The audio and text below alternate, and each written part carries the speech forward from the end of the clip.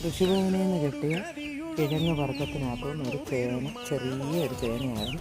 അത് ചാക്കിനകത്ത് ചാണകപ്പൊടി വളമൊക്കെ ഇട്ട്, വലിയ വളമൊന്നും ചെയ്തില്ല, ഒരു ചാണകപ്പൊടിയും കരിയിലയും മണ്ണും എല്ലാം കൂടെ വെച്ച് നട്ടതാ. ചെറുതാന്ന് തോന്നുന്നു, എനിക്കറിയത്തില്ല. എന്തായാലും നമുക്ക് ഇതിൻ്റെ തണ്ട് നമുക്ക് പയറും കൂടെ ഇട്ട് തോരൻ വെക്കാം. അപ്പം ചേന നമുക്ക് കറിയും വെച്ച് പുഴുങ്ങ, തണ്ട് തോരനും വെക്കാം. അപ്പം രണ്ട് ഉപയോഗം. ഓക്കെ.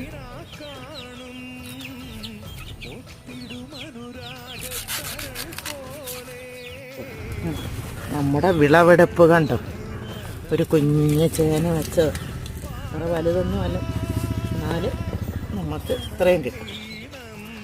കണ്ടോ, ഒരു കുഞ്ഞ് ചേനയായിരുന്നു. അതിൻ്റെ ചിരട്ടയുടെ അത്രയേ ഉള്ളായിരുന്നു.